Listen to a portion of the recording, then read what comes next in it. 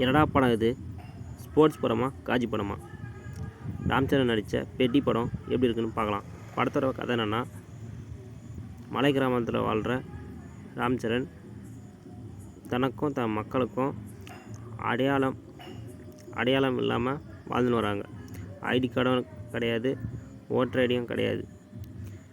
தன் அடையாளத்தை நிரூபிக்க போராடி ஜெயிச்சாரா இல்லையா, இதுதான் படத்தோட கதையை.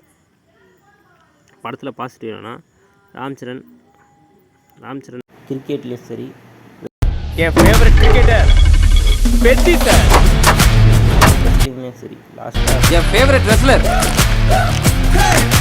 பெட்டி சார், ரன்னிங்லேயும் ராம்சரண் என் ஃபேவரட் ரன்னர் பெட்டி சார், இந்த ஏரியா பைல நல்லாவே பெர்ஃபார்ம் பண்ணியிருக்காரு.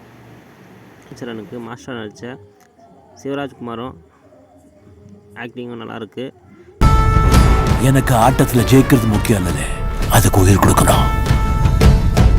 ஏ ரகுமானோட மியூசிக் வந்து 2 பாட்டு மட்டும் நல்லாயிருக்கு. ஜிகிரி ஜிகிரியும் இன்னொரு பாட்டும் நல்லாயிருக்கு.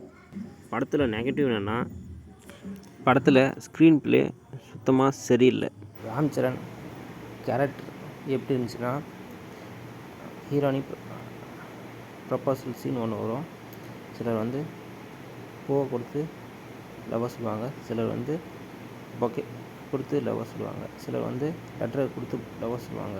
ஆனால் ராம்சரண் மட்டும்தான் மொத்தம் கொடுத்து லவ் சொல்லுவார்.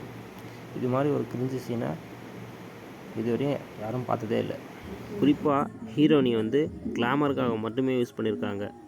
அதனால் ஹீரோனி வந்து சுத்தமாக சரியே இல்லை. இந்த ஹீரோனியை தேவையில்லாத மாதிரி தான் தோணுச்சு. ஏஆர் ரஹ்மான் பேக்ரவுண்ட் ஸ்கோரும் சுத்தமாக சரியில்லை. மொத்தத்தில் ராம்சரனுக்காக ஒன் டைம் பார்க்கலாம்.